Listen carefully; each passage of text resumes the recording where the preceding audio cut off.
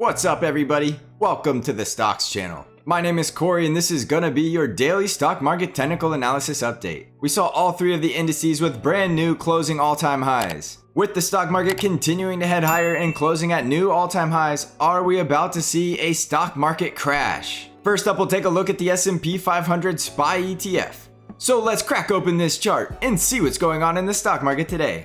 First up, I want to ask you all a question about ARKK. This is a really popular ETF that Cathie Woods is managing, and a lot of you have been asking me about it. So please comment below if you want me to start doing technical analysis on the ETF ARKK. Alright, back to the SPY ETF. We did close at a brand new all-time high today, and we still see bullish price action closing well above that 5 EMA, and we still have that really strong bullish trend. So like I say, basically every night is with a strong bullish price action and a strong bullish trend, we're just going to continue to start heading higher and higher on the S&P 500. My price target on SPY is still up here at 377. Now remember, stocks don't go up in a straight line, so it is possible that we could get some selling and we could get some pullbacks on the way to that price target. But I'm telling you right now, don't expect the stock market to crash just because we're heading higher.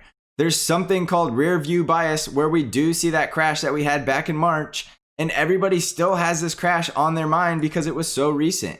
But the fact that we've already had a crash and we've already gone through that flash bear market means we're a lot less likely to see that repeat itself. Just go back and look at history. The stock market doesn't crash 2 times in the same year. So due to that reason, I'm going to go ahead and give a 1% chance of a stock market crash. Alright, so hopefully that alleviates a lot of the fear that just because we're going to all-time highs doesn't mean that the stock market is about to crash. Yes, that did happen back in February, but that was a whole different scenario, and it's not gonna happen again. It's just in recent memories. So your emotions remind you that last time we were at these high prices, the stock market really hurt you in a big way.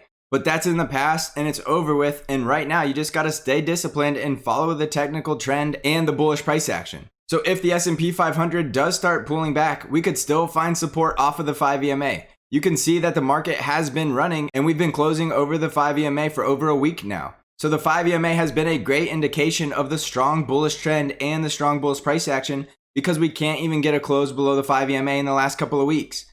Now if we do start closing below the 5 EMA, it is likely that we're going to come close the gap at 363, and we could also find support right around this 362 level. You can see the 13 EMA is coming right into this area, so we'll also be finding support around the 13 EMA at the same time. That is about as low as I expect to see the S&P 500 dip until we get up to our price target of 377. So there is a couple of scenarios that could cause some selling in the stock market, and I will go over that in detail in tonight's episode. So I'm still bullish on the S&P 500, and I'm still looking for it to start heading higher towards 377. Next up is the Nasdaq 100 Triple Qs ETF. And my price target on the QQQ ETF is still up here at 312. Again, just like the S&P 500, the Nasdaq 100 is very bullish. We're still closing over the 5 EMA, and you can see we've been over the 5 EMA for over a couple of weeks now. We did break my first price target at 300, which means we're likely heading to my next price target now at 312. We did break above my first price target at 300, which means we're likely heading to my next price target at 312. Just like the S&P 500, the Nasdaq 100 could find support in any scenario when we do get some selling right at the 5 EMA. If we break below the 5 EMA, we could still find support at $300, and you can see that the 13 EMA is going to be in that $300 range very soon. So I'm still bullish on the Nasdaq 100, and I'm still looking ahead to my price target, and it should be getting there very soon. Next up is the Dow Jones DIA ETF, and we see the Dow Jones also closing at brand new all-time highs today. There's no way you can look at this price action and these bullish trends and say that there's anything bearish about it. So now that we've broken back above 300, that level could be support, and look for that 5 EMA because you can see how critical the price action is riding above that 5 EMA as we just continue to head higher and higher. Look how aggressive the 20 simple moving average is. This trend is picking up momentum and the bulls are not going anywhere anytime soon. If we look at the bear bull survey, we can see that there's 49% bulls now, and that was an increase of 1.8 from last week's survey. There's still 22.7% bears and 28.3% of the people are neutral. Now this survey usually goes the opposite way, where if there's a lot of bullish sentiment, that means we could see some selling. So the fact that we are starting to get close to 50% bulls means that the stock market could start getting overly greedy and we could start to see some selling. But keep in mind, this is just a survey and there's still some people that are neutral and bearish. So it's not like we're yet at a scenario where we're in a melt up blow off the top where everybody is bullish.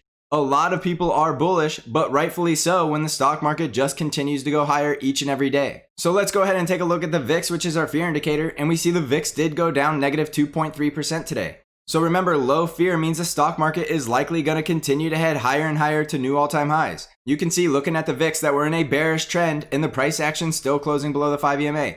All of the moving averages are stacked to the bear side, and the VIX is likely going to continue to bleed out towards that $18 level. So the VIX is showing low fear, which is bullish for the stock market. Next up is the US dollar, and this is where things really start to get interesting, so I want you to really pay attention. So remember, I said that a sustainable rally will not go parabolic, and we are seeing the dollar start heading down in a parabolic shape. Now, this is what happened with gold, and as you know, with gold, we did get that steep bounce. So with the dollar possibly finding support down here at 90.4, and we did have a parabolic sell-off on the dollar, we could get this steep bounce in the very near future. Now, if the dollar bounces in a big way, it could suck some of the money out of the stock market, and we could start to see a little bit of a correction. That doesn't mean I'm going to become bearish on the stock market. It means it's a buy the dip scenario. So if we do see the dollar start bouncing, it could be a good opportunity to start adding into some of your positions that you've been waiting to get into. Remember, I always say don't chase something that just continues to go higher, and right now the stock market is just something that continues to go higher. So if you're not already in the stock market or you've already taken profits, you don't want to buy back in just because we're going higher. Wait for the dollar to bounce, and let's see if that's going to lead to some weakness in the stock market. And that could now be a good time for you to start scaling back into a position and getting ready to finish out some of my price targets. Next up is gold, and just like I said with the US dollar, we got that parabolic sell-off and now we're getting a huge bounce. So it's a very similar scenario that I could expect to see in the US dollar very soon. Now we see gold is starting to close back above the 13 EMA, but it's still failing to close above the 20 simple moving average. In order for gold to become fully bullish, we need to see that 5 EMA start crossing back over the 13, and we would like to see the price action close above the 20 simple moving average. Gold is going to have resistance at the 1860 level, so watch that level very closely.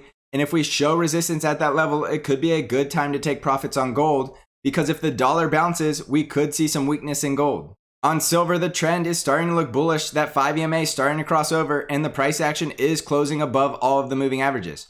So that's a really bullish sign for silver, and my price target on silver is up here at $25, which is also likely to be the first resistance level. On Bitcoin, we did get to my price target at 19.6 thousand, and we're struggling to break above that level. So Bitcoin is consolidating and it's cooling off a little bit, and we still have the benefit of a bullish trend.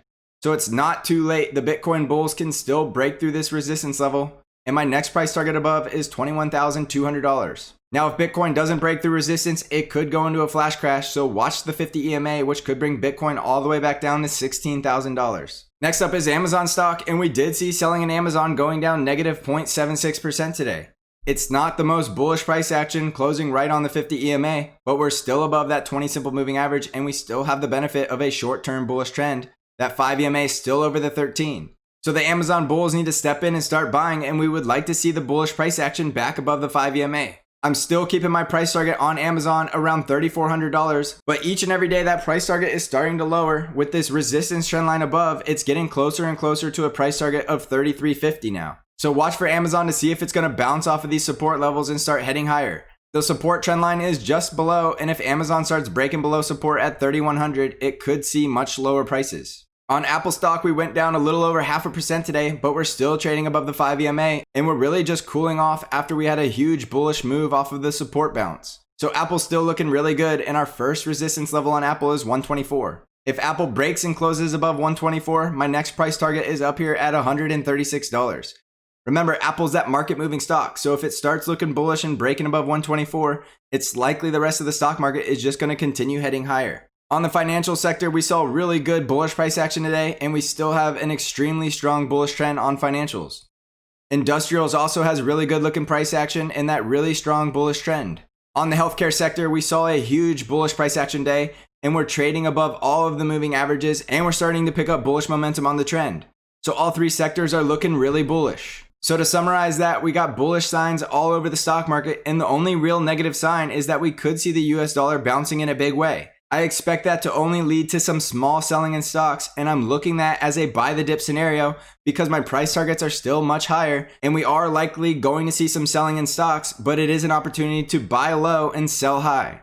I know a lot of you bears are thinking, what the heck is he talking about? Buy low, we're at new all-time highs. But when you're in a bull market, you're always going to be at new all-time highs. So if you're too afraid to buy the dip, don't expect to make any profits in this market. And if you're shorting this market, I probably don't even need to tell you this because you probably don't have a shirt, but you're gonna lose your shirt. But maybe you don't need a shirt because it's getting really hot in here.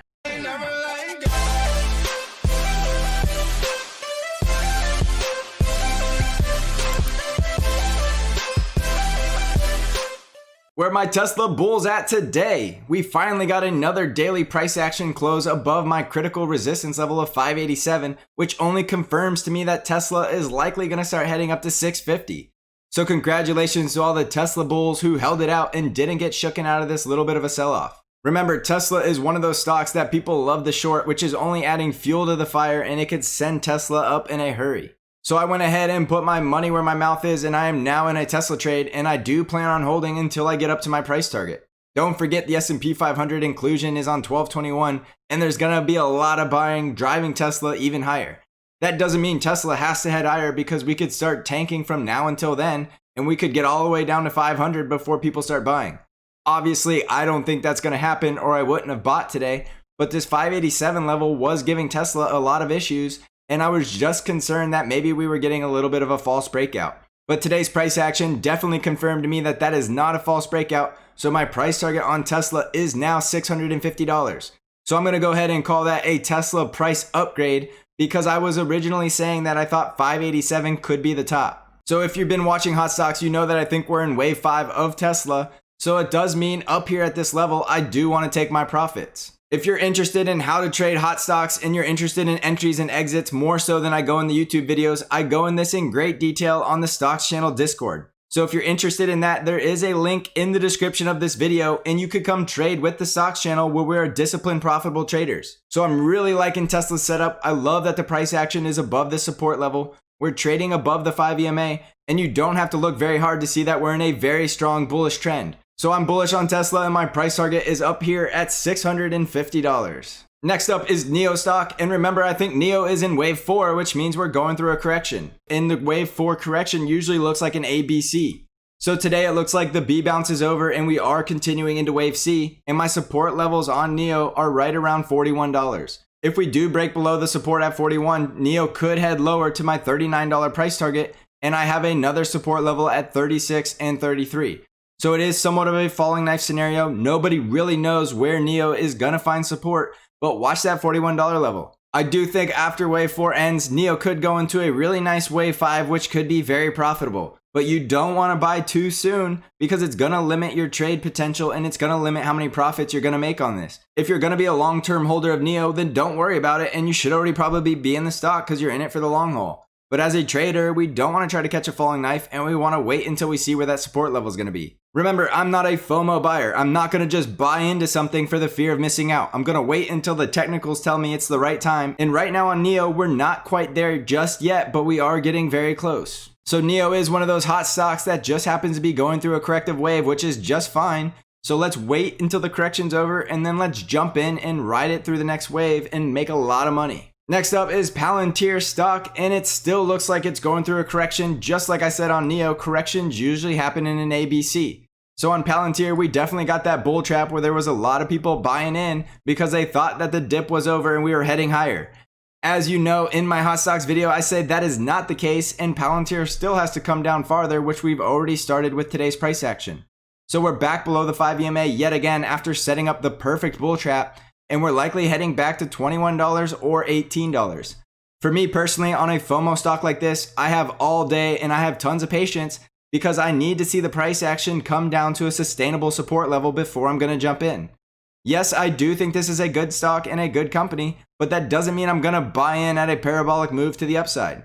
So practice discipline and wait for the proper support levels before you put your hard-earned money into a stock that could just burn it right up. So on Palantir, watch $21 as support, and if we break below that, our next level we're watching is $18. On AMD stock, we did find support at $92, and we did go all the way back up to resistance at 94. So if you're an AMD bull, you're looking for a break above 94 for the ride to my price target at 99. And if you're not an AMD bull, well, you're probably losing a lot of money. No, I'm just kidding. Watch this 92 support level to break down because if we break below 92, we could be heading lower. But AMD is one of those hot stocks that I wouldn't be caught trying to short because it's likely trying to get to $100 in a hurry. Next up is NVIDIA stock, and we did get another daily higher high today. So I know this stock is a hot stock and it's not running like all these other hot stocks are, but it is going to have its day where it explodes to the upside. So you just have to be patient and you have to be disciplined. So just get into this stock on the dips and ride it out. You can see it has a beautiful setup coming off support. It's building up bullish momentum on the trend, and the price action is bullish because we're closing above all the moving averages. So NVIDIA is a great stock. If you missed out on AMD, you might not want to miss out on NVIDIA. Next up is Twilio stock, and again, I'm very bullish on Twilio. I love buying this stock on the dip, and it almost always immediately pays off. At one point in the day, we were trading below the 5 EMA, and of course we closed higher on the day because, well, that's what Twilio stock does. So my price targets on Twilio are 338, and if we break above that, my next price target is 373. You can see the stock's price action's looking really good, and it has a really nice, strong, bullish trend developing. So I'm very bullish on Twilio, and I'm looking for it to break my price target 338 with no issues. Next up is DraftKings stock, and it's still in a sort of correction before it gets ready to head to my price target of 54. We do have this nice support trend line, which we have found support at in the past, and we're only a day or two away from bouncing off this level and start heading to 54. If we jump over to a 1 hour chart, we're looking for a close above the resistance trend line somewhere around $50, and that will confirm that we're getting the breakout in the run to 54. You can also see on the 1 hour chart, we're really close to support. So we're about to see if DraftKings is going to break down or break out. Next up is Boeing stock, and Boeing stock has been a high flyer and it's just been taking flight. So with our break of 230, we did see a little bit of a cool off today, but we also saw that break of 230 act as support today, which is exactly what you want to see on a bullish stock. You want to see previous resistance act as newfound support. So my Boeing price target remains way up here high in the clouds at $260. Boeing stock is a buy the dip stock. You don't want to be caught chasing it. You want to catch it on the dip and you want to ride it higher. This stock has been very beaten up and is coming out of a very long bear market, so it's likely to continue to take off and fly to much higher prices. So there you have it. Don't forget, if you want to trade with the Stocks channel, there is the Stocks channel Discord, and you can find out how to join in the link of the video in the description below. I hope you all killed it this week and made a lot of money, and I hope you all have a great weekend. Thanks for watching, and as always, I will see you in the next episode.